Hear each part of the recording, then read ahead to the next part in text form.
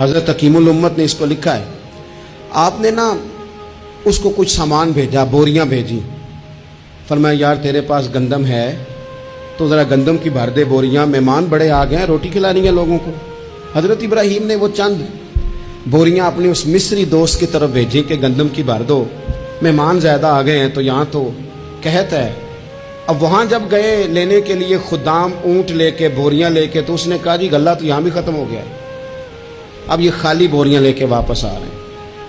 अब इन जाने वाले खुदाम को भी पता था, जो करीब रहने वाले होते हैं वो खानकाहों के, आस्थानों के, मदारस के, मराकज़ के मिजाज से भी आगाह हो जाते हैं। उनको पता था कि अब मेहमान तो बैठे हैं बीसियों, दर्जनों, सैकड़ों, तो सबको पता है कि भाई गंदम आ रही है, मिस्र से आना है तो खाना मिलना है।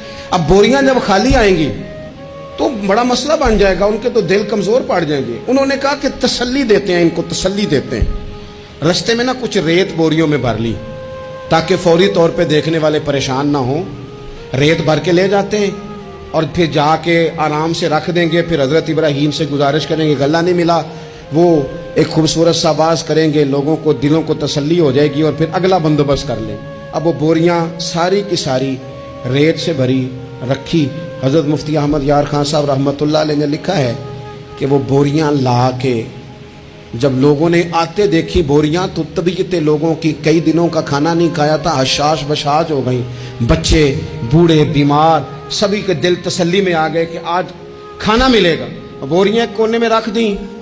हज़रत इब्राहीम आराम फरमा थे कहीं, या किसी जिक्र फिक्र की मसरूफियत में मशगूल थे, ज़ाहिरन उन्हें बताया ना गया।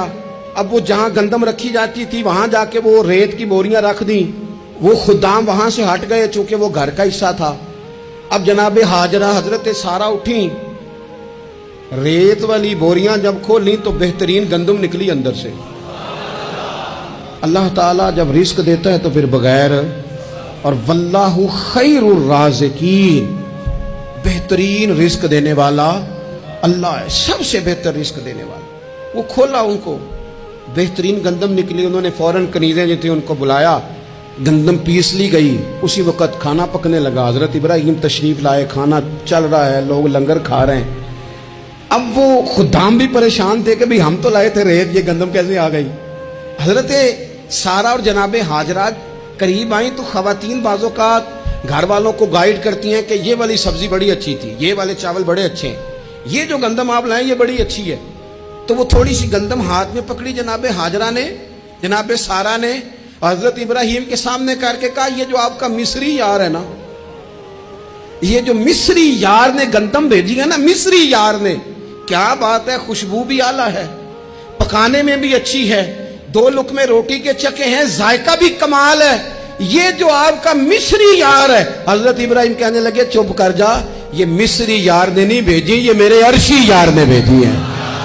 वत्तख़ज़ल्लाहु इब्राहीम खलीला, वो जिसने कहा है ना हमने इब्राहीम को गहरा दोस्त बना लिया है, ये उसने भेजी हैं। उसको पता था कि जनाब खलील ने कोई ज़ात के लिए नहीं मंगाई, उसी की मखलूक के लिए मंगाई है।